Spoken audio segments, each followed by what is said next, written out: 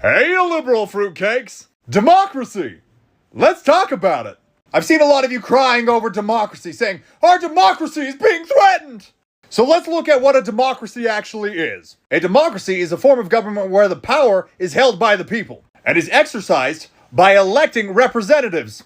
Now, while in a democracy there are guardrails to prevent the minority from being taken advantage of, democracies are majority wins. Meaning, if the majority of the country wants something to happen, that's what happens, regardless of what the minority wants. Now, what you liberals don't understand is, we're not a democracy! I know, shocking! Which is why when you say, our democracy, you don't know what you're talking about. You forgot your basic civics lessons from high school. We are a constitutional republic, so let's look at what that means.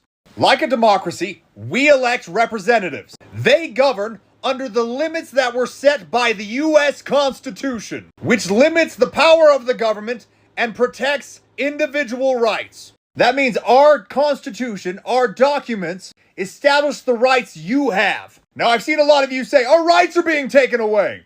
No, they're not. And here's why. Because your rights are established in the U.S. Constitution. Anything outside of that is up for state interpretation. The reason why? We have a thing called state sovereignty.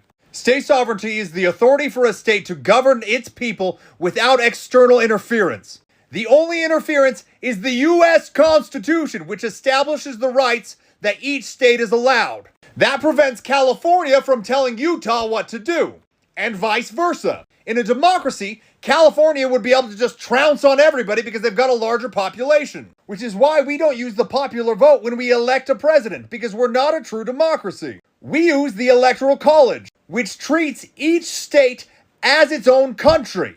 Each country is allowed a certain number of votes based on their population to accurately and more equally represent the country as a whole, but prevents the larger populated states from telling the smaller populated states what they can and cannot do. Now you're all gonna say, well, Trump's just trouncing on the Constitution. No, he's not.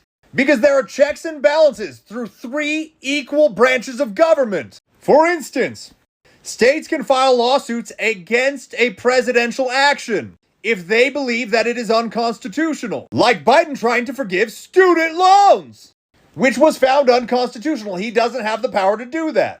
He was checked by the government. But you don't complain about that because it was something you wanted. So before you continue to cry, our democracy, you're wrong. And if you guys have any hope or prayer to win in the next couple of years, you gotta stop being so polarizing, because the DNC summit was an absolute joke. Because if that represents the Democratic Party, you're screwed for pretty much ever. Have a good day!